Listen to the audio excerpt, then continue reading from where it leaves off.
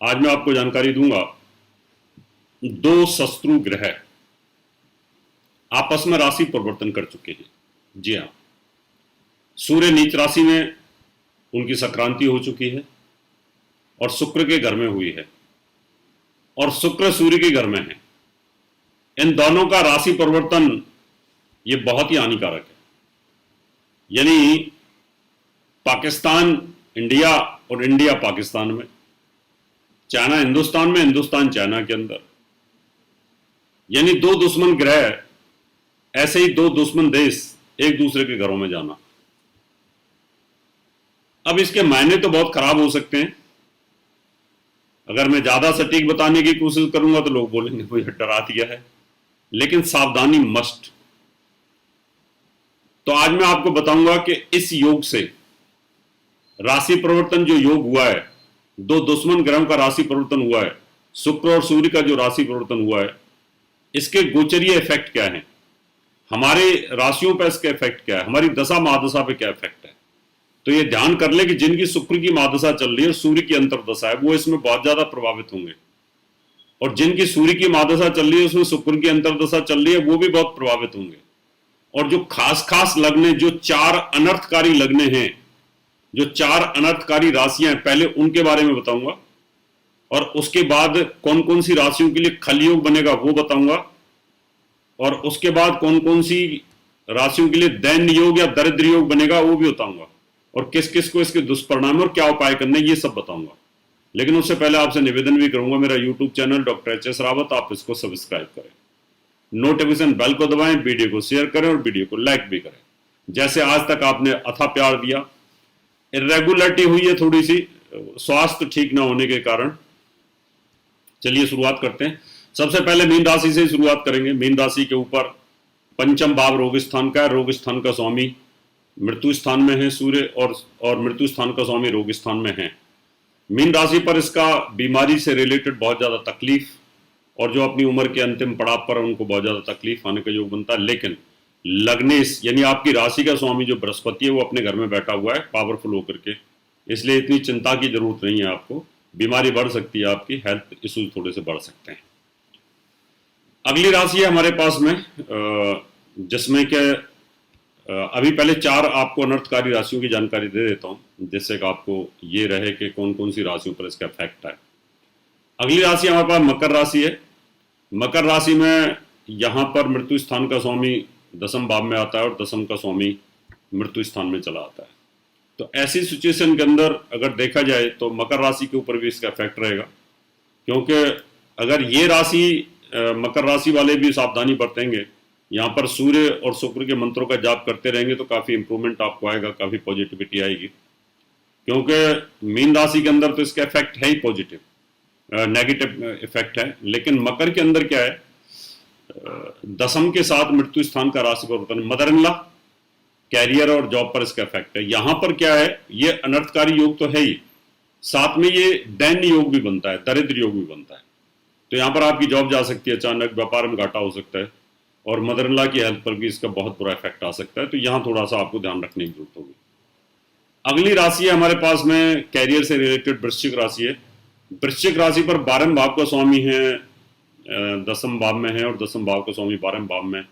ये भी केंद्र के साथ इसने राशि परिवर्तन किया है। अनर्थकारी योग तो है ही, साथ में ये दैन्य योग भी बना के बैठा, दरिद्र योग, अचानक जॉब चले जाना, सस्पेंड हो जाना, सरकारी छापे पड़ जाना, सरकार से संबंधित कोई ना कोई परेशानी आ जाना, ऐसा योग भी बनेगा।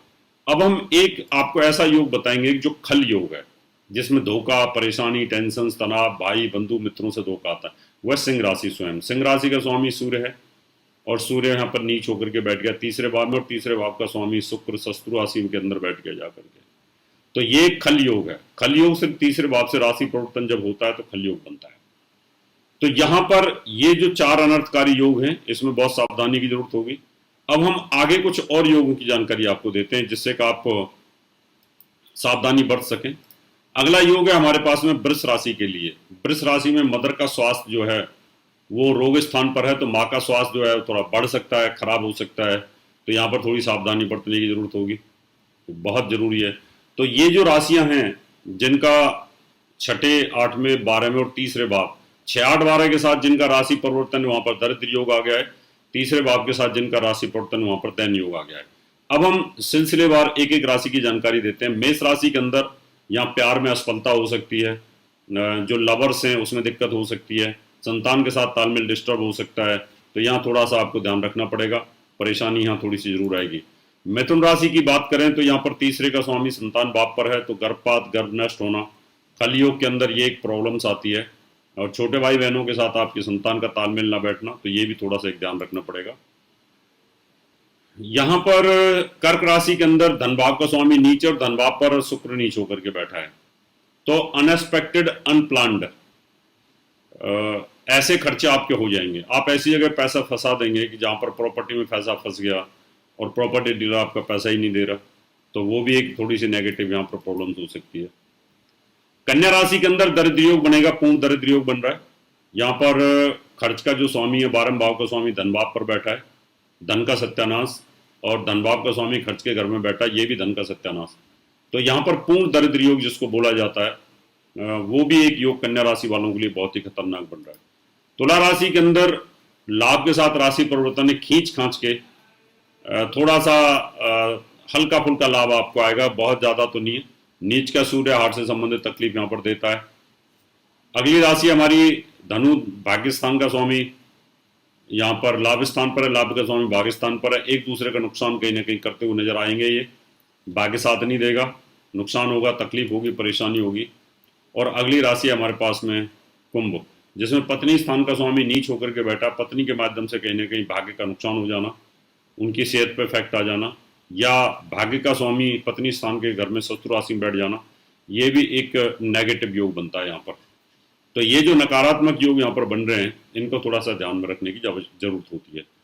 अब इसमें मैंने कहा अनर्थकारी योग, 4 राशियों पर यह अनर्थकारी योग बनता है, जिसका छठे के साथ राशि परिवर्तन है सूर्य का, जिसका अष्टम भाव के साथ राशि परिवर्तन है, और जिसमें राशि परिवर्तन है अब 12वें भाव का स्वामी। इसके अलावा तीसरे भाव के साथ जो राशि परिवर्तन है केंद्र का, यहाँ पर खल योग बनता है। और बाकी के जो दैन्य योग बनते हैं, दैन्य योग का मतलब होता है केंद्र या त्रिकोण के स्वामी के साथ अगर कोई ग्रह राशि परिवर्तन करता है, शुभ ग्रह हो या अशुभ ग्रह हो, तो वो दैन्य योग में कन्वर्ट हो जाता है, दरिद्र योग में कन्वर्ट हो जाता है। और पूर्ण रूप से जो यहाँ पर दरिद्र योग बनता है, जिसको हम ये कह सकते हैं कि वो है तुला का और सिंह का राशि परिवर्तन, यानी कन्या राशि एक ऐसी राशि है जहाँ पर पूर्ण रूप से दरिद्र योग आता है। वो एक बहुत ही डेंजर योग है, यहाँ पर सावधानी बरतने की जरूरत होगी। अब मैं आपको ये उपाय बताऊंगा कि उपाय से कैसे ठीक किया जा सकता है। अभी ज्यादातर तो सूर्य नीच रहेगा, 27 अक्टूबर तक इसका पूर्ण रूप से 10 डिग्री तक का पूर्ण रूप नीच का प्रभाव है। फिर शत्रु राशि में आ जाएगा। शत्रु राशि में आने के बाद में इसके जो नेगेटिव फैक्ट है थोड़े थोड़े कम होने शुरू हो जाएंगे। नीच में तो बहुत ज्यादा नेगेटिव फैक्ट होता है, क्योंकि कोई भी ग्रह जो बुरे से बुरा कर सकता है वो नीच में करता है, उससे 20-30% फिर वो हल्का हो जाता है, फिर उसका जो फल है वो आना शुरू हो जाता है शत्रु राशि में। तो 27 अक्टूबर के बाद में फिर इसका जो फल है ना, जो थोड़ी थोड़ी पॉजिटिविटी आनी शुरू हो जाएगी। अब ये योग तो बन गया, टाला तो नहीं जा सकता, ये तो अंतरिक्ष के अंदर है। लेकिन अब उपाय के तौर पर क्या करना चाहिए आपको? अब आपको सूर्य को रोजाना जल चढ़ाना है, ओम गिरणी सूर्याय नमः, सूर्य देव का ध्यान करना है, और सूर्य को सूर्य के देखते हुए और सूर्य के और आपके बीच की आंखों के बीच में पानी आना चाहिए। उससे क्या होता है कि आंखों के अंदर जो वेव्स हैं सूर्य की, प्रिज्म थ्योरी के आधार पर जो कलर आपको चाहिए वो आपको जरूर निश्चित तौर पर मिलेगा। और एक शुक्रवार का व्रत चालू कर दें, और शुक्रवार को भी ओम सुम शुक्राय नमः इस मंत्र का जाप करेंगे, तो ये दोनों ग्रह शांत होंगे। इन दोनों ग्रहों का शांत, इन दोनों ग्रहों से संबंधित दान भी कर सकते हैं, तो आपको निश्चित तौर पर कहीं ना कहीं इनके नेगेटिव इफेक्ट कम नजर आएंगे। अब आपसे हाथ लेता हूँ, नमस्कार। इसी तरह की और भी जानकारी लेने के लिए हमारे चैनल को सब्सक्राइब करें और नई वीडियो की नोटिफिकेशन के लिए बेल आइकॉन दबाएं। अगर आप ये वीडियो फेसबुक पर देख रहे हैं तो वीडियो को लाइक और शेयर करें। साथ ही अपनी राय कमेंट बॉक्स में जरूर बताएं। धन्यवाद।